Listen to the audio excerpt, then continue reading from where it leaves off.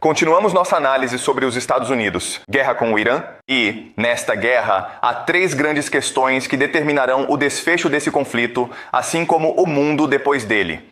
Certo, essas 3 perguntas são: número 1, os Estados Unidos vão lançar uma invasão terrestre? Neste momento, os Estados Unidos e Israel estão focados principalmente em uma guerra aérea, atacando o Irã à distância. No passado, chamaríamos isso de guerra de cerco. E enquanto permanecer uma guerra aérea, os Estados Unidos podem optar por desescalar e se retirar do Oriente Médio. Eles perderiam essa guerra, mas a derrota não seria catastrófica. Por outro lado, se optarem por lançar uma invasão terrestre, a escalada seria muito rápida e eles ficariam presos no Irã pelos próximos 5 a 10 anos. Seria uma catástrofe, independentemente de vencerem ou perderem. Porque para lutar uma guerra terrestre, os Estados Unidos teriam que instituir um alistamento nacional, onde jovens de apenas 18 anos seriam obrigados a entrar para o exército e enviados para lutar no Irã. Certo? Então essa é a primeira grande questão para nós. Os Estados Unidos vão enviar tropas terrestres? Lembre-se, existe a ideia de mission creep, onde talvez no começo você pense: vou enviar 1000 soldados para uma missão pequena, mas aí as coisas não saem como o planejado. Então você envia 2000, ok? Vai aumentando aos poucos. É o que chamamos de expansão descontrolada da missão. E foi assim que os Estados Unidos se envolveram na Guerra do Vietnã. Muito bem, essa é a primeira grande questão. A segunda grande questão é: armas nucleares serão usadas?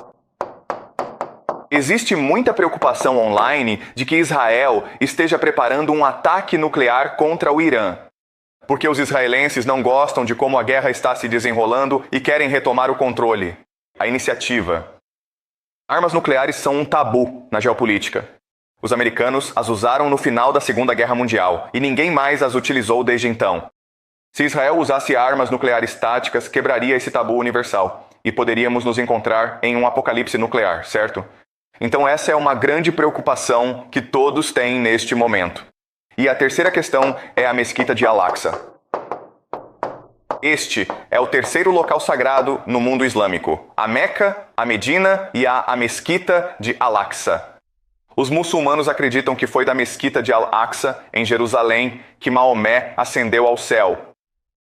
E os judeus acreditam que a Mesquita de Al-Aqsa está situada no local do seu templo, que é a casa de Deus. Assim, judeus religiosos extremistas querem destruir a Mesquita de Al-Aqsa para reconstruir o terceiro templo. E se os judeus religiosos, os extremistas, destruírem a Mesquita de Isaac, então os 2 bilhões de muçulmanos neste mundo seriam religiosamente obrigados a entrar em guerra contra Israel. Ok? Portanto, essas são as 3 grandes questões que determinarão como esta guerra definirá o futuro do mundo. Ok. Então, nesta aula eu ensino teoria dos jogos para vocês tomarem decisões, previsões sobre o futuro.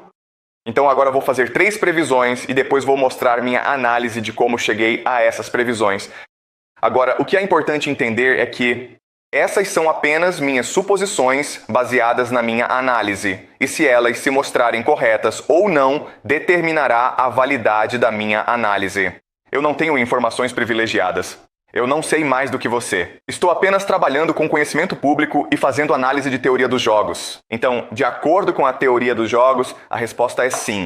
Os Estados Unidos enviarão tropas terrestres. De acordo com a teoria dos jogos, esta é a resposta. E a terceira resposta é sim. Ok? Então, o que farei nas próximas 2 aulas é explicar a vocês minha análise da teoria dos jogos, mostrando como cheguei a essas conclusões. E podemos observar como os eventos mundiais se desenrolam. Agora quero que você entenda uma coisa: o que é isso? Para que minha teoria seja válida, para que minha análise seja válida, eu preciso acertar todas as 3, certo? Se eu errar uma, então toda a minha teoria está errada. Eu sei que há muita preocupação ao redor do mundo de que armas nucleares serão usadas. E eu estou 100% confiante de que armas nucleares não serão usadas neste momento, nesta guerra.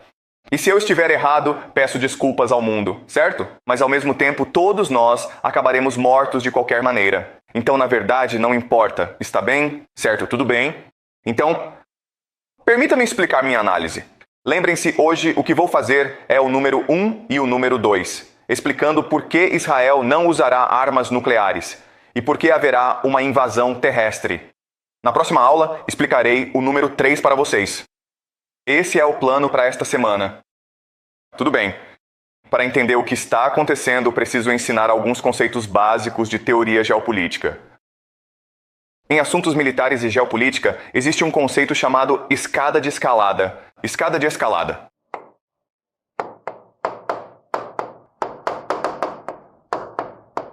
E a teoria dominante é que quem detém o domínio na escalada do conflito tem a maior vantagem. Ok, então o que isso significa é o seguinte: digamos que você e eu briguemos, ok? Eu tenho uma faca, você tem uma arma. Bem, uma arma de fogo é mais dominante do que uma faca. Portanto, você tem uma vantagem maior sobre mim e, portanto, em teoria, você deveria ganhar, certo? E, aplicando isso a essa guerra no Oriente Médio, Israel e os Estados Unidos têm vantagem na escalada do conflito porque possuem armas nucleares. E o Irã não. Portanto, os Estados Unidos e Israel têm uma enorme vantagem sobre o Irã. Ok? Mas o que vou mostrar hoje é que essa teoria está incorreta. Na verdade, não funciona dessa forma. Certo? Vamos começar com um exemplo bem simples. Digamos que duas pessoas começam uma briga, ok? A e B. E o funcionamento da escalada será o seguinte: talvez A e B se encontrem, ok? E aí o A diz: ei, cara, pede desculpas. E aí o B diz, tipo, não é minha culpa, você pede desculpas, tá bom? Portanto, existe um conflito. Geralmente é um conflito muito pequeno. Ninguém sabe por quê e ninguém sabe de quem é a culpa, ok? Então eles começam a xingar um ao outro, entendeu? Portanto, o primeiro passo é um conflito. O segundo passo é eles começarem a xingar um ao outro, certo? Que se dane você, que se dane você. E aí eles podem começar a se empurrar, né? Empurra, empurra. E então, eles se bateram, entendeu? Soco, soco. E aí começa a briga, um saca uma faca e o outro saca uma arma, entendeu? E então B mata A tiros. A briga acabou, né? Certo. Então há algumas coisas que precisamos ter em mente sobre este exemplo. Em primeiro lugar, a luta não está contida em si mesma, ok? Não se pode encarar este jogo como uma simples disputa entre A e B para ver quem é fisicamente mais forte. Há outros jogadores envolvidos também. Certo? Então, por exemplo, há espectadores ou amigos. Tem uma multidão assistindo, certo? Isso é importante porque também existe a polícia, não é? Eventualmente a polícia vai aparecer, o governo, e eles vão perguntar para as pessoas: ei, o que aconteceu, cara? De quem foi a culpa, certo? E também, para quem é religioso, tem Deus também, né? Se você morrer, vai ter que subir para o céu e Deus vai te perguntar: e aí, cara, como você morreu? Então você vai ter que explicar como morreu. Ou seja, nessa escada de escalada, há 3 fatores que você precisa considerar e que levam as pessoas a subir essa escada. Esses 3 fatores são, claro, as emoções. O segundo é o poder. E o terceiro é a razão ou lógica. E o que faz as pessoas subirem é a adrenalina. Em outras palavras, é impossível pular a escada de escalada, certo? Você não vai de um, ei, vai se ferrar, direto para o cara sacar uma arma e atirar em você, ok? Você precisa ir passo a passo porque a adrenalina está correndo no seu corpo. E essa adrenalina está te deixando mais irritado, mas também mais forte e mais determinado. E ela também está te dizendo como lutar essa batalha, certo? O que você precisa lembrar sobre isso, e isso é realmente importante, é que não se trata de quão rápido você sobe a escada de escalada. Se você ficar irritado demais e reagir de forma exagerada, então a culpa é sua. O que você quer fazer é subir essa escada de forma estratégica. Isso significa que você precisa permanecer calmo e controlado. Porque se você permanecer calmo e controlado, terá 3 vantagens sobre o seu oponente. A primeira é o foco. A segunda é a clareza. E a terceira é foco. Você está claro e resolução, certo? Desculpe, resolução. Certo. O que isso significa é que você sabe o que está fazendo, tem uma estratégia, está claro sobre como alcançar sua estratégia e seu objetivo, e está determinado a alcançá-lo, certo? Mas para ter os 3, você precisa permanecer calmo e, portanto, precisa se controlar enquanto sobe essa escada de escalada. Porque lembre-se, não se trata apenas de ser seu oponente, mas sim de justificando-se perante seus amigos, a polícia e também perante Deus. Se você bater em alguém e ela for ao hospital, você pode ir preso por 10 anos e no fim terá perdido. Lembrem-se disto, esta é a lei da escalada. E essa é uma ideia muito importante no meu modelo de teoria dos jogos. O controle é mais importante do que a dominância, certo? O controle é mais importante do que a dominância. Por quê? Porque controle é a ideia de calibração. Calibração significa que você cronometra, estrutura ou planeja sua resposta de uma forma que te ajude a alcançar seu objetivo estratégico. Você não está apenas desferindo socos, você está desferindo um soco de uma determinada maneira. Isso permite que você se defenda, que cause medo no oponente e também que pareça ser o mocinho diante dos espectadores. E então, quando a polícia chega, você pode simplesmente explicar. Por que você desferiu aquele soco de determinada maneira para a polícia, para que você não vá para a cadeia, certo? Certo. Então, outra forma de dizer isso é que a calibração, no fim das contas, trata-se de flexibilidade estratégica. E a ideia de flexibilidade estratégica é que, em uma luta, a pessoa que tem mais opções, a pessoa que tem a estratégia mais flexível, geralmente vence a luta, ok? Há muita escalada de tensões. E vou explicar como isso se aplica ao ZEUA, Guerra do Irã, ok? Tudo bem. Então, antes de falar sobre a guerra propriamente dita, o que eu quero fazer é um exercício de reflexão para examinar como vamos entender o que está acontecendo entre os Estados Unidos e o Irã, ok? Então vamos fazer um exercício mental. E o experimento mental é este. Digamos apenas que existe um valentão, ok? E ele é o cara mais forte da escola. E ele tem uma gangue, entendeu? Esses são os amigos dele. E deve haver uns 4 deles, talvez. Então, o que eles fazem é basicamente se aproveitar de todo mundo na escola, entendeu? E talvez haja umas 100 pessoas na escola, certo?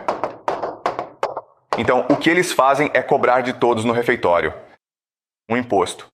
Certo, se você quiser entrar no refeitório e comer, tem que pagar um imposto. Talvez $1, quem sabe, certo? E os amigos do valentão vão coletar o imposto e depois entregam todo o dinheiro para ele, entendeu? E essa é a estrutura da escola. Se você quiser almoçar no refeitório, tem que pagar um imposto. E os amigos do valentão recolhem o dinheiro e o valentão divide o dinheiro entre a sua gangue, certo? No começo, as pessoas aceitam esse sistema porque acham que ele é realmente benéfico. Porque o valentão está mantendo a paz e a ordem naquele refeitório, não é? Ele está mantendo todo mundo seguro. Então sim, eu pago $1, mas não é tanto dinheiro assim. E todos estamos seguros, então podemos aproveitar nosso almoço em paz no refeitório, certo? Mas o que acontece com o tempo é que o valentão fica cada vez mais arrogante porque se sente invencível. Todo mundo simplesmente obedece a ele. Então ele desenvolve a ideia de hubris. E a ideia de hubris é que ninguém tem coragem de me desafiar. Todo mundo tem medo de mim e por isso eu posso fazer o que quiser. Então o que ele faz? Bem, a primeira coisa que ele faz é cobrar mais dinheiro de todo mundo, certo? Então o imposto aumenta e as pessoas ficam insatisfeitas com isso, certo? Elas não entendem por que estão pagando mais para o valentão, certo? Mas não só isso. O que ele também faz é pagar menos dinheiro. Para os seus amigos, assim ele pode ficar com mais dinheiro porque quer comprar um carro ou quer ir para Paris no verão. Certo? Isso faz sentido? Certo, então ninguém está feliz com isso, mas essa é a realidade em que vivem e não há nada que possam fazer a respeito. E assim, as pessoas simplesmente aguentam. Um dia, um aluno novo chega à escola, certo? O aluno novo. E ele realmente não entende as regras do jogo. Ele vai até a cafeteria e não sabe que deveria pagar um imposto, certo? Então o amigo do valentão chega e diz: "Ei cara, cadê o dólar?" E ele responde: "Que dólar? Acabei de chegar aqui." E ele se recusa a pagar. Então, o que eles decidem fazer é dar uma lição nele, o isolando, fazendo com que ele sente sozinho na cafeteria. Certo, você não tem amigos porque não conhece as regras e se recusa a jogar junto. E o aluno novo diz: "Eu não me importo. Eu estou feliz sem ter amigos, tá bom?" Então, o valentão e seus amigos começam a discutir. Como podemos fazer esse aluno novo entrar no jogo.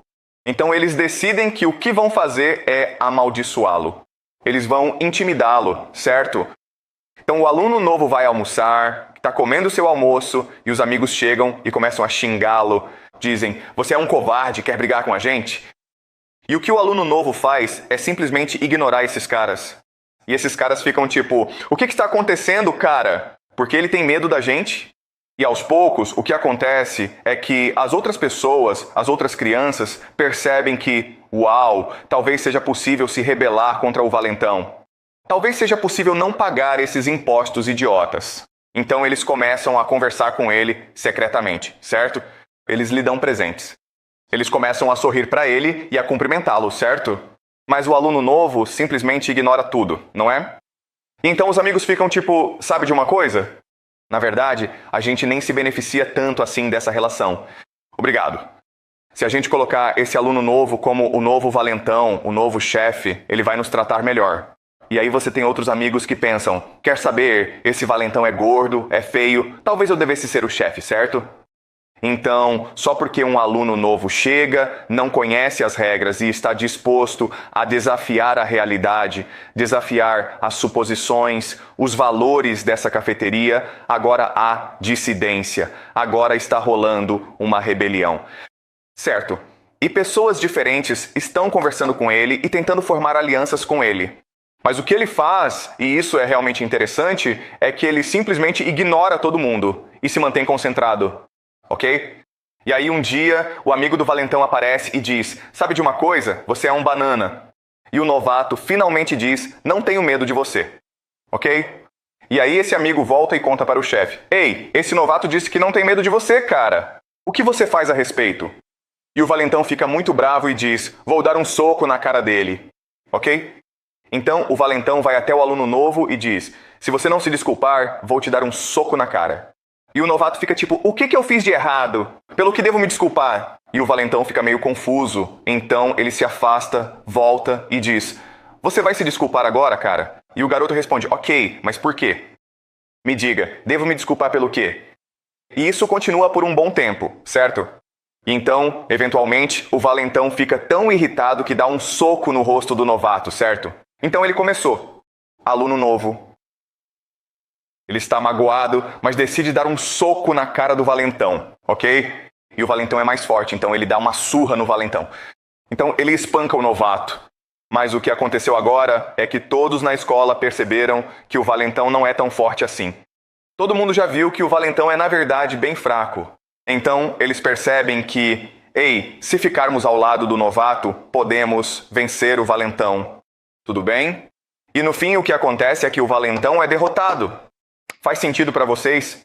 Certo, então algumas coisas que você precisa entender é que, sim, o valentão tem vantagem na escalada da violência, porque ele é mais forte e é o maior garoto da escola. Ele consegue derrotar qualquer um, mas o que decide a luta é o controle. O que vence a luta é a colaboração, calibração, flexibilidade estratégica, o fato de que o novato ele tem várias opções diferentes. E ele está escolhendo a opção que é mais vantajosa estrategicamente para ele, certo? Agora, o que você vai perceber nesse exemplo é que, na verdade, o valentão não tem tantas opções assim, porque ele precisa manter a ideia de reputação ou credibilidade, certo? Essa é a essência do poder dele. O poder dele está no fato de que, se você não o escuta, se você não obedece, ele vai vir e te encher de porrada, certo? Isso é credibilidade. Mas no momento em que você mostra que, na verdade, não é tão ruim assim levar um soco dele, ele não é tão forte assim. Então ele perde toda a credibilidade, certo? O que significa que ele ou recua ou é forçado a atacar com mais força para te destruir, certo? Para manter a credibilidade dele. Então, outra forma de dizer isso é que, ao calibrar seus movimentos estrategicamente, você pode manipular o valentão até a autodestruição. Isso faz sentido para vocês, certo? Alguma pergunta? Certo, então essa é a teoria, ok? Agora, o que vamos fazer é aplicar essa teoria, a lei da escalada, ao que está acontecendo no Oriente Médio, certo? Vamos fazer isso analisando as escadas de escalada tanto do Irã quanto dos Estados Unidos, certo? Certo, este é o ZEUA, este é o Irã. Então vamos olhar para a escada de escalada deles. A primeira coisa que os Estados Unidos fazem, claro, é algo chamado decapitação. O que é decapitação? Decapitação é tipo, eu simplesmente mato seus líderes, você não tem mais líderes e por isso você não sabe o que fazer e então você se rende, certo? Essa é a primeira coisa que os EUA fizeram. Não funcionou. Então agora o que os Estados Unidos estão fazendo é atacar alvos militares, defesa aérea e bases militares, certo? Esse é o segundo passo. E a ideia é que você bate forte no exército até que eles se rendam. Mas isso também não funcionou, certo? Então, o que você faz depois, claro, é o embargo econômico, onde basicamente você impede o Irã de negociar com o mundo, certo? Impede o Irã de vender petróleo para a China, basicamente bloqueando os mares. E a ideia aqui é que se o governo não tiver dinheiro para pagar seus soldados, os soldados simplesmente não vão lutar, certo? Mas isso não funcionou. Mas isso também não está funcionando. Então, o que você faz, é claro, é atacar a infraestrutura civil. Ok? Que é basicamente água e óleo. Então talvez você tenha visto as notícias de que os israelenses atacaram um depósito de petróleo em Teherã. E agora, se você olhar para uma foto de Teherã, verá que está tudo preto. E isso é um crime de guerra, ou seja, viola o direito internacional porque se trata de um ataque contra civis. É isso que você faz. Quando você sentir que precisa exercer mais pressão para vencer esta guerra, ok? E assim você pode continuar a intensificar os esforços. E então, o que você faz é o seguinte: agora que você atacou os civis e eles ainda se recusam a se render, você usa armas secretas. As armas secretas podem ser mísseis avançados que ninguém jamais viu antes, ok? E o objetivo dessas armas secretas é assustar as pessoas e dizer: vejam como somos dominantes, entenderam? Se isso não funcionar, o próximo passo é usar armas biológicas e químicas, ok? Armas bioquímicas. Também não funciona? Então, pessoal, armas nucleares, tudo bem? Portanto, o que é realmente importante entendermos é que é preciso seguir essa escala de escalada se você pretende usar armas nucleares. E a realidade é que, em primeiro lugar, não vimos armas secretas, não vimos armas bioquímicas. E, portanto, as armas nucleares vêm depois, certo? A menos que eu veja armas bioquímicas sendo usadas, me recuso a acreditar que armas nucleares estão em consideração, certo? Certo, então acho que estamos aqui, que é o início dos ataques à infraestrutura civil. Mas já estamos vendo argumentos no sistema político americano contra o uso de armas contra civis. O motivo é que, ao fazer isso, ao destruir a infraestrutura civil, você une o povo em torno do governo. Porque a ideia é usar ataques aéreos para separar o governo do povo, e assim o povo derrubará o governo. Essa é a ideia. Chegamos a este ponto, o que significa que ainda temos um longo caminho a percorrer antes de chegarmos às armas nucleares, ok? Tudo bem. Vamos agora analisar a escalada do conflito iraniano. O que está acontecendo é que no início o Irã faz duas coisas principais, certo? A primeira é atacar alvos militares, certo? E basicamente o que eles estão mirando são os sistemas de radar e defesas aéreas do ZO. Porque uma vez que essas duas coisas são destruídas, o Irã pode atacar o que quiser, certo? Também está próximo ao Estreito de Hormuz, certo? E ao fechar o Estreito de Hormuz, você coloca pressão sobre as economias do CCG, assim como do leste asiático. A esperança é que, ao bloquear as economias, o CCG, Emirados Árabes Unidos, Arábia Saudita, Bahrein, Catar e Kuwait pressionem Donald Trump para acabar com essa guerra o mais rápido possível. Além disso, o leste asiático recebe a maior parte do seu petróleo do CCG do Shia Hormuz, certo? Então, a China recebe cerca de 40% do seu petróleo, o Japão recebe 75%, isso é muito petróleo. Portanto, a esperança é que esses países pressionem os Estados Unidos para acabar com essa guerra o mais rápido possível, certo? Essa é a estratégia iraniana. Mas se eles forem forçados a subir na escala de escalada, o que vai acontecer é o seguinte: se você atacar a economia deles, eles também atacarão a sua economia, certo? Com mísseis basicamente mirando nos campos de petróleo. Se você atacar a infraestrutura civil deles, eles também atacarão a sua infraestrutura civil. E qual é a principal fraqueza desses países do GCC? Usinas de dessalinização, certo? Usinas de dessalinização. E é isso, certo? Esse é o limite da escala de escalada iraniana, porque eles não têm armas nucleares. Eles não têm armas bioquímicas. Eles não têm mísseis intercontinentais com os quais possam atingir os Estados Unidos. Então, como você pode ver, os EUA e Israel têm domínio na escalada porque podem subir muito mais alto na escala de escalada do que o Irã. Mas essa é a maneira errada de entender isso, certo? Porque se você olhar para as estratégias deles, o Irã tem muito mais flexibilidade, muito mais capacidade de calibrar do que os Estados Unidos, certo? Quando os Estados Unidos atacam, é algo bem direto. Mas veja, se eu fechar todos os movimentos de curto prazo, posso ser estratégico em como fecho o Estreito de Hormuz. Por exemplo, se você for um navio chinês, eu deixo você passar. Por exemplo, se você for de um país do GCC e quiser me subornar, se quiser me pagar um imposto, eu também deixo você passar.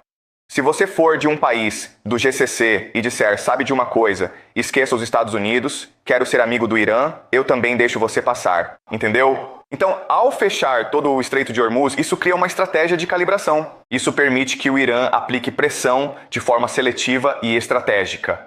Sobre os amigos dos Estados Unidos, para que eles se tornem amigos do Irã, certo? A mesma coisa acontece com esses ataques de drones contra campos de petróleo e alvos militares, certo? Se você me atacar, eu ataco você com drones. Mas se você não me atacar, então eu não ataco você, certo? Então, em outras palavras, ok, essa é uma ideia realmente importante. Os EUA e o Irã têm decisões militares diferentes, caminhos. Certo, tudo bem. Então deixe-me explicar como. Porque os Estados Unidos e Israel, eles simplesmente atacam o Irã, certo? E eles atacam com poder aéreo, então é algo muito direto. Certo, ok, então você vai de um passo para o outro, para o outro, para o outro, certo? Essa é a clássica escada de escalada. O Irã não é assim. A árvore de decisão deles é diferente, certo? Porque a estratégia deles é forçar os Estados Unidos a admitir derrota e recuar do GCC. Fechar as bases militares no Oriente Médio. Assim, o Irã teria controle sobre o Estreito de Hormuz e, portanto, poderia controlar todo o comércio mundial. Então essa é a estratégia. Portanto, essa estratégia significa que você tem opções diferentes. Suas opções são atacar Israel, alvos militares, alvos civis, Tel Aviv. Então, eu não quero gastar muito tempo nisso, mas como você pode ver, se pensar bem, o Irã pode ser muito mais seletivo em seus alvos do que os Estados Unidos e Israel. E, portanto, as opções que ele tem são muito mais diversas, o que dá ao Irã o controle da escalada da situação. Vocês entenderam isso? Certo, então vamos ver por que o Irã tem vantagens na escada de escalada, ok? Entre os Estados Unidos e o Irã. A primeira e mais significativa diferença é que o Irã é extremamente ativo no cenário global, enquanto os EUA são passivos. Outra coisa é, voltando ao exemplo do valentão, em que o valentão precisa manter sua credibilidade. Ele precisa mostrar que é mais poderoso do que as outras crianças, certo? Então, se você o provocar, ele não tem escolha a não ser te bater, certo? Mas você, o garoto de azul, pode escolher se vai provocá-lo ou não. Você pode escolher o momento de provocá-lo. Portanto, você é ativo, certo? A segunda grande diferença é que o Irã tem uma estratégia clara. Ele sabe o que quer alcançar e sabe como alcançar o que deseja. Lembrem-se, o que o Irã quer é controle, medidas de sobrevivência e a saída dos Estados Unidos do Oriente Médio. É isso que ele quer fazer. E está calibrando seus ataques de uma certa maneira para atingir esse objetivo final. E está funcionando muito bem para o Irã, ok? Os Estados Unidos, por outro lado, não sabem o que querem. Quer destruir o Irã. O que isso significa, certo? Destruir. Isso pode significar uma mudança de regime. Isso poderia significar um colapso da economia. Isso pode significar que a população civil vai morrer de fome, entendeu? E isso pode significar qualquer coisa. Mas, como há tanta ambiguidade, tanta confusão sobre o que isso significa, acaba confundindo toda a estratégia militar, não é? E por último, claro, o Irã é flexível. E os Estados Unidos são inflexíveis. Ok? Assim, ao estudarmos a escalada do conflito, descobrimos que o Irã possui muito mais vantagens do que os Estados Unidos. Ok? Tudo bem. Então, o que isso significa? Tudo bem. Significa que o Irã provavelmente vencerá esta guerra no final das contas. Mas mudanças drásticas precisam ocorrer em sua sociedade para que ela vença essa guerra. Certo? Então, lembre-se, para vencer uma luta, você precisa de 3 coisas: foco, clareza e determinação.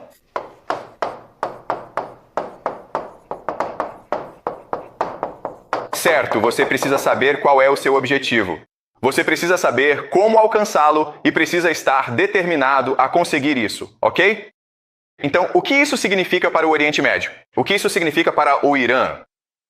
Em primeiro lugar, foco significa unidade, o que significa que você precisa unir sua população, o que basicamente significa esmagar toda a dissidência.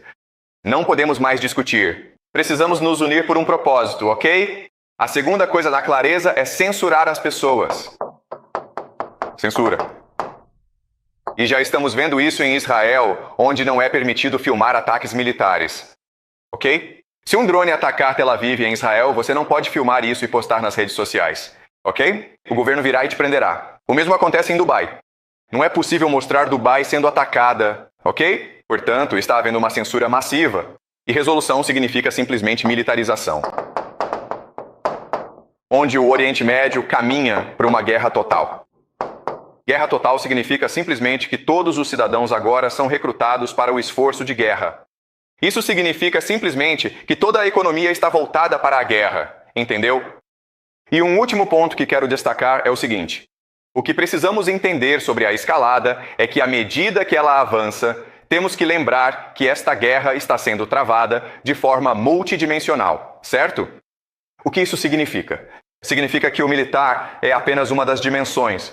Mas existem 4 grandes dimensões. Existem outras, mas vamos focar em 4 principais, certo? A primeira grande dimensão é a narrativa. Narrativa é basicamente a opinião mundial. Em segundo lugar, a questão política. Política significa simplesmente a relação entre as nações. A relação do governo com o povo, ok? Político. A terceira dimensão é econômica. Econômico. E o quarto é militares. O que é realmente importante entender é que a dimensão militar é provavelmente a menos importante. Existem outras dimensões que são muito mais importantes. Portanto, esses 4 fatores determinam como os Estados Unidos e o Irã progridem na escalada do conflito. Ok? Porque seu objetivo é controlar a narrativa e justificar por que você está fazendo o que está fazendo. Em termos políticos, você ainda precisa manter boas relações com outros estados, certo? Assim, enquanto os Estados Unidos travam essa guerra contra o Irã, os Estados Unidos ainda mantêm conversas com a China. Os Estados Unidos ainda estão em negociações com a Rússia. Assim, essa discussão política determina os contornos dessa luta. Em termos econômicos, isso significa que enquanto essa luta ainda está acontecendo, as nações continuam negociando entre si. E isso influencia a forma como as forças armadas são combatidas. Faz sentido? Eu sei que isso é muito complicado, mas você precisa entender o quão complicada é a guerra. Não é tão simples quanto dizer, sabe de uma coisa? Vamos detonar aquele cara com uma bomba nuclear. Não funciona dessa forma. Existem muitas restrições, há muitos fatores e muitas partes interessadas envolvidas para restringir o uso de armas nucleares. Ok, tudo bem. Tudo bem. Então, agora vamos discutir as tropas terrestres. Tudo bem. A primeira pergunta que analisamos é: tropas terrestres serão usadas? E a resposta, infelizmente, é sim. Elas precisam ser usadas. Isso tem a ver com como as forças armadas funcionam. Com o funcionamento das guerras, certo? Basicamente, quando você luta uma guerra, precisa ter uma pirâmide de custos correta, certo? E a pirâmide de custos mais simples é esta aqui. Infantaria, soldados, certo? Tudo bem? Eles estão na base por quê? Porque eles são os mais baratos. O que está acima deles? Blindados, certo? Artilharia, tanques. Eles são mais caros de produzir. Você precisa de mais recursos. Você precisa de mais tempo. Depois você tem as forças navais, certo? Depois você tem as forças aéreas. Isso não faz sentido. Esta é a pirâmide de custos. E a pirâmide de custos é apenas uma questão de tipo, quanta energia, quanto tempo, quantos recursos você precisa para produzir determinado produto, certo? Custa muito pouco para você produzir um soldado, mas custa muito para produzir um avião. Isso é importante porque as guerras geralmente são guerras de atrito, ou seja, você precisa colocar todos os seus recursos para vencer a guerra, certo? Então isso é apenas capacidade de produção. E este é o modelo mais padrão que existe de uma pirâmide de custos para uma guerra militar. Certo? Faz sentido, pessoal? O problema é que os Estados Unidos têm uma pirâmide invertida, certo? Ou seja, o domínio é aéreo, depois naval, depois blindados e por último soldados. Você não pode lutar uma guerra assim. Quero dizer, no momento em que você escolhe lutar uma guerra desse jeito, você já perdeu a guerra. Porque ou você elimina o país em, 2 dias, ou você cai fora. Porque você não consegue repor suas forças. Agora, eu sei que isso é difícil de entender, mas 1991, a Guerra do Golfo Pérsico, 2003, a Guerra do Iraque, essas não são guerras de verdade, certo?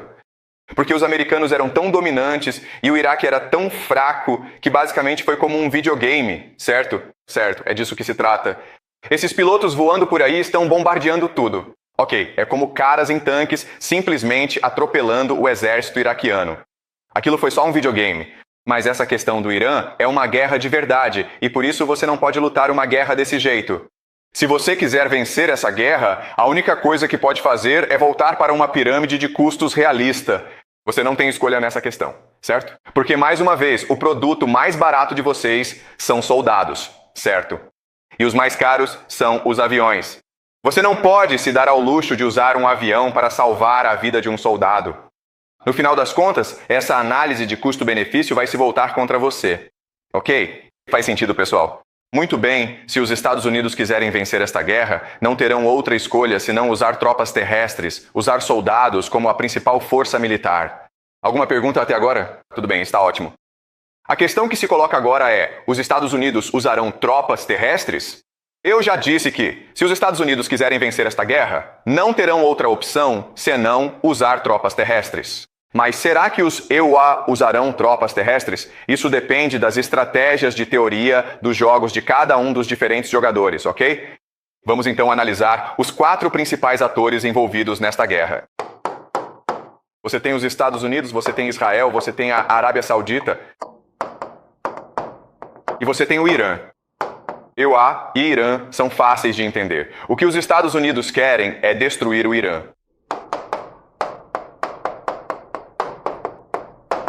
Certo? Por quê? Porque se destruíssem o Irã, os Estados Unidos teriam controle total sobre o petróleo do Oriente Médio e controlariam o comércio global pelo Estreito de Hormuz. E assim poderiam manter seu império, certo? Então, um objetivo bem simples. Vamos destruir o Irã. Não nos importa como, não nos importa por quê. Vamos simplesmente fazer, ok? O Irã tem outra estratégia, que é o controle direto a partir de Hormuz. E destruir o CENTCOM.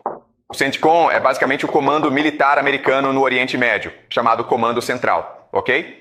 Esses são, portanto, 2 dos principais objetivos militares do Irã. E podemos entender o porquê, pois se o CENTCOM for destruído, o Irã terá controle total sobre o Oriente Médio. Agora Dubai, agora Omã. Irã e Kuwait têm que pagar impostos ao Irã. Agora, o Irã, o novato, é o valentão do Oriente Médio.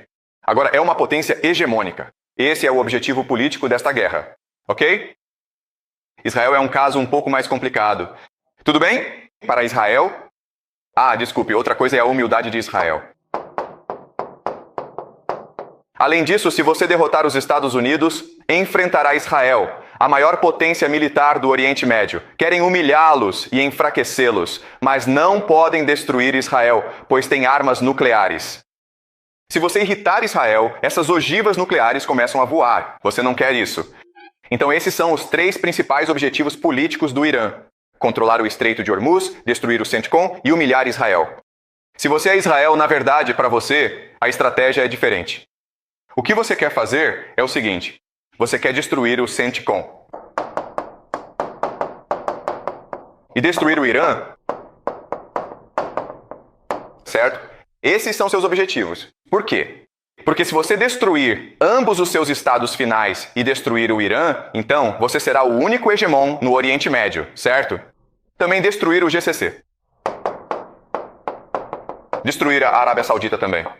Por quê? Porque uma vez que a Arábia Saudita seja destruída, todos os seus recursos pertencem a você, certo? E isso cria algo chamado Projeto da Grande Israel, que é o que vamos discutir na próxima aula. Mas como você pode ver, é realmente importante notar que, mesmo que os Estados Unidos e Israel sejam aliados, a estratégia deles é diferente. Seus objetivos são diferentes. Na verdade, eles estão em conflito, certo? Então você tem a Arábia Saudita. O que a Arábia Saudita quer fazer? Bem, destruir o Irã. Porque se você destruir o Irã, você tem controle total sobre os movimentos, por assim dizer. Então você pode ser um valentão, certo? Mas você também quer destruir o Zeu. E você quer humilhar Israel, tudo bem? Isso faz sentido, certo? Então, ao entender como cada jogador percebe o jogo, agora podemos entender como eles vão traçar sua estratégia, certo? Então, os Estados Unidos só querem destruir o Irã. Mas como você pode ver, Israel, Arábia Saudita e Irã querem todos destruir os Estados Unidos. E como você faz isso? Você faz isso forçando os Estados Unidos a entrarem em uma longa guerra terrestre, certo? Portanto, se você é Israel, não quer usar armas nucleares. Por quê? Porque armas nucleares acabariam com a guerra rápido demais. Você quer prolongar essa guerra o máximo possível para forçar os Estados Unidos a enviarem tropas terrestres. E aí você pensa, por que os Estados Unidos não usam armas nucleares? E a resposta, eu já te disse, a escada de escalada. Isso precisa se justificar por si só para o povo, certo? Quando você faz qualquer coisa, certo? Quando faz qualquer coisa, você precisa se preocupar com certos fatores, ok? Você precisa se preocupar com o moral das tropas. Seus soldados precisam acreditar que estão lutando por uma boa causa, certo? Você precisa se preocupar com a opinião pública. Você precisa garantir que o mundo esteja do seu lado. Você precisa se preocupar com política, com vontade política. Você precisa garantir que o povo esteja unificado. E você precisa se preocupar com o moral do inimigo. Você não quer irritar tanto a pessoa, seu inimigo, a ponto de eles irem para um extremo, subirem a escada de escalada para um nível além do seu controle. Isso não faz sentido, certo? Então, como você pode ver, a guerra é extremamente complicada. Não se trata apenas de armamentos. Não se trata apenas de recursos. No fim das contas, trata-se de controlar a narrativa, controlar o cenário político, entendeu? Mobilizar os recursos de forma adequada e estrategicamente vantajosa. Tudo bem? Faz sentido para vocês? Ok. Então sim. Acabamos de responder a 2 perguntas. Os Estados Unidos usarão tropas terrestres? Sim, vai. Porque o Irã, a Arábia Saudita e Israel trabalharão juntos para forçar uma invasão terrestre, mesmo que os Estados Unidos não queiram fazê-lo. Mas infelizmente, os Estados Unidos não têm uma estratégia clara e coerente. É passivo. Portanto, pode ser manipulado para enviar uma invasão terrestre. Certo, e a segunda pergunta é: Israel e Estados Unidos usarão armas nucleares? E a resposta é não, porque não é do interesse deles usar armas nucleares. Certo, Israel quer que os Estados Unidos percam essa guerra. E isso significa uma guerra longa que destrua a vontade política americana de lutar em mais guerras estrangeiras. Se os Estados Unidos perderem, Israel se tornará uma potência dominante no Oriente Médio. Ok? E assim, a última pergunta é: a mesquita de Al-Azhar. E responderemos a essa pergunta na próxima aula, na quinta-feira. Alguma pergunta? Será que os americanos vão tomar o Irã da mesma forma que fizeram com a Venezuela, capturando o presidente deles? Ok, veja bem. A estratégia inicial era fazer a Venezuela no Irã. Ou seja, você entra, mata o líder, surge um novo líder que então vai até você e se rende. Porque você é poderoso demais, certo? Mas Venezuela e Irã são 2 países muito diferentes. A elite venezuelana é muito pró-americana, ou seja, sua riqueza, seus filhos, sua família estão guardados nos Estados Unidos. Portanto, a elite venezuelana tem um interesse direto em negociar um acordo com os Estados Unidos para proteger seus próprios interesses. Mas por mais de 40 anos, os Estados Unidos impuseram sanções à elite iraniana e o Irã tornou-se pobre, revoltado e descontente por causa disso. Portanto, eles não têm nada a perder lutando contra você. Ok? Então, mesmo que você tenha matado o líder supremo e muitos de seus líderes, na verdade, a própria elite está unida para se opor a você. Ok? Faz sentido? Ok. Mais alguma pergunta? Sim. Alan? Então, na verdade, tem uma pergunta sobre a motivação do Celel. Envolver-se nesta guerra. Como você disse, os EUA querem controlar todo o petróleo, então precisam destruir o Irã. Mas, acho que isso é um pouco confuso, porque acho que os EUA sabem que esta guerra é realmente muito arriscada e isso pode potencialmente destruir todo o sistema. Então, por que os EUA arriscaram o risco de todo o sistema colapsar para controlar o petróleo que o Irã possuía? Ok, tudo bem. Então, essa é a questão principal sobre a qual todos estão discutindo. Para ser bem honesto, vamos discutir isso pelo resto da eternidade, certo? Vamos discutir isso para sempre e vai ser assim. Ninguém sabe. E nunca vai haver uma resposta clara. Na verdade, existem várias possibilidades, certo? O que eu vou fazer hoje é oferecer a vocês a explicação mais simples. E na próxima aula vou apresentar uma explicação muito mais complicada, certo? Mas a explicação simples é a seguinte. Novamente, isso remete à doutrina militar, a como funciona o exército dos Estados Unidos, certo? E a doutrina militar é impedir que o Heartland surja, certo? Então, os Estados Unidos estão aqui. Aqui está a Europa, aqui está a Rússia, aqui está o Irã, Índia, China, Japão, aqui está o Oriente Médio e aqui está a África. Certo, então a doutrina militar americana é a seguinte. A maior ameaça ao poder americano é a unificação do Heartland. Unificando, certo? Por quê? Porque se o Heartland se unificar, ele pode comercializar sozinho por meio de ferrovias. Mas a América é principalmente uma potência naval, portanto, ela precisa que as pessoas comercializem por via marítima, certo? E, portanto, sua estratégia é garantir que nunca haja coesão no Heartland, seja impedindo que surja uma grande potência no Heartland. E é por isso que os Estados Unidos entraram na Primeira e na Segunda Guerra Mundial, porque havia um grande medo de que a Alemanha conquistasse o mundo ou a Europa e a Ásia e criasse o Heartland, certo? Portanto, a América teve que impedir a ascensão da Alemanha. Então, ou você garante que nenhuma grande potência surja, ou cria tanto conflito que eles estejam sempre lutando entre si. E isso costumava funcionar antes, certo? Agora, há um problema. O problema são as nações do BRICS. Rússia, Irã e China estão se unindo. E se eles se unirem, pessoal, isso é uma grande parte do Heartland. E todo o resto, Europa, Oriente Médio, África, Índia, provavelmente seguiria, certo? Porque é mais fácil comercializar no Heartland do que comercializar com a América, especialmente com o dólar americano em declínio. O dólar está em declínio, certo? Então, em outras palavras, os Estados Unidos não têm escolha a não ser lutar essa guerra. Porque essa é toda a estratégia deles para manter a hegemonia no mundo, para impedir que o Heartland se unifique, certo? Faz sentido? Porque uma vez destruído o Irã, o coração do país se fragmenta. Não há mais nenhuma possibilidade de eles negociarem juntos. Eles ainda dependem das rotas marítimas americanas, ok? Os Estados Unidos mantêm a liderança e continuam sendo a potência hegemônica porque controlam o comércio mundial. Quem controla o comércio mundial controla o mundo. Quem controla o coração do país controla o comércio mundial, entendeu? Faz sentido? Ok? Mas essa é apenas uma explicação. Na verdade, existem outras explicações. E eu vou apresentar uma explicação mais complexa na próxima aula. Tudo bem? Mais alguma pergunta? Sim. Então, você mencionou a Arábia Saudita e como ela quer ver a queda tanto dos EUA quanto do Irã. Você quer ver a queda de Israel, dos EUA e do Irã. Sim, e para mim isso parece um objetivo bem grande. E como você diria, como eles poderiam usar sua estratégia para alcançar esse objetivo? Ou como isso poderia ser para a Arábia Saudita? Certo, tudo bem. Então é muito confuso para as pessoas porque a Arábia Saudita é realmente contra o Irã. Mas, na verdade, se você voltar e olhar para a história deles, eles têm grandes conflitos entre si. Certo, então vamos revisar alguns desses conflitos. Certo, então Arábia Saudita, Irã. O primeiro grande conflito é que o Irã é uma teocracia e a Arábia Saudita é uma monarquia. Teocracia significa apenas que você é governado por clérigos que representam Deus. A monarquia é um rei que representa Deus. E para os iranianos, isso é blasfêmia, isso é heresia, isso é contra a religião, certo? Então, Arábia Saudita e Irã se odeiam. A Arábia Saudita vê o Irã como uma ameaça e acredita que o Irã tenta induzir uma revolução dentro da Arábia Saudita. O Irã vê a Arábia Saudita como blasfema, certo?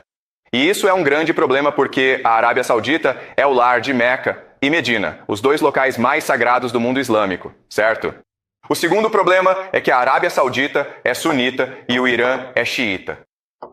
Então são duas seitas diferentes da mesma religião, mas é como protestantes e católicos. Eles simplesmente se odeiam, certo? E a última coisa é que o Irã é anti-EUA e a Arábia Saudita é pró-EUA. O que isso significa é que a Arábia Saudita tem bases militares americanas dentro da Terra Santa. E para os iranianos esse é o pior crime, certo? Porque são infiéis que estão protegendo a Terra Santa. Infiéis não são permitidos na Terra Santa, certo? Se você não é muçulmano, você não pode ir a Meca, certo? Certo, então a Arábia Saudita e o Irã se odeiam. A Arábia Saudita tem um grande problema, pois sua economia é baseada no petróleo. A maior parte do seu PIB vem da exportação de petróleo. E por muito tempo tentou construir uma economia do conhecimento. Tentou desenvolver o turismo. Tentou promover jogos, certo? Isso funciona? Então, se você é a Arábia Saudita e olha para o futuro, é um futuro bastante sombrio. Porque, eventualmente, o seu petróleo vai acabar. Eventualmente, as pessoas vão mudar para veículos elétricos, digitalização, o que significa que o petróleo não será mais tão importante, certo? Então, e o que você precisa fazer é se conseguir controlar o Oriente Médio, certo? Então, de onde vem o seu dinheiro agora é do acesso ao comércio, o Estreito de Hormuz. Esse é um futuro viável. Se você simplesmente ficar esperando, eventualmente seu país vai ficar sem petróleo e, portanto, vai deixar de existir. Certo? Então a Arábia Saudita precisa agir agora. E a maneira como ela quer agir é criando um conflito entre os Estados Unidos, Israel e Irã, onde eles se destruam mutuamente. E uma vez que eles se destruam, a Arábia Saudita pode sair por cima. Agora, Israel não pode ser destruído porque Israel tem armas nucleares. Mas o objetivo é negociar a paz com Israel depois que a guerra terminar. Certo? Faz sentido? Dividir o Oriente Médio entre Israel e Arábia Saudita. Mas será que Israel aceitará esse acordo? Provavelmente não. Pela teoria dos jogos, a Arábia Saudita não tem escolha, pois está atrás de todos. Esperamos que esse caos traga novas chances. Porque dada a estrutura do jogo até agora, ela não tem um futuro muito promissor. Certo? Isso faz sentido? Tudo bem, mais alguma pergunta, pessoal? Certo, ok, ótimas perguntas. Então, por favor, continuem acompanhando a guerra, certo? Portanto, vocês precisam acompanhar a guerra e entender o que está acontecendo. E nesta aula, o que estou fazendo é fornecer a vocês a análise pela teoria dos jogos, para que vocês entendam o que está acontecendo, por que está acontecendo e para onde essa guerra está indo, certo? Novamente, as 3 grandes previsões que faço e saberemos no próximo ano ou 2, se essas 3 coisas acontecerem ou não, é que os Estados Unidos enviarão tropas terrestres. Não há outra escolha se quiserem vencer essa guerra ou continuar nela. Não haverá uso de armas nucleares. Novamente, eu pedirei desculpas ao mundo se armas nucleares forem usadas, certo? A terceira é que a mesquita de Al-Aqsa será destruída em algum momento. E isso é algo sobre o qual falarei na próxima aula.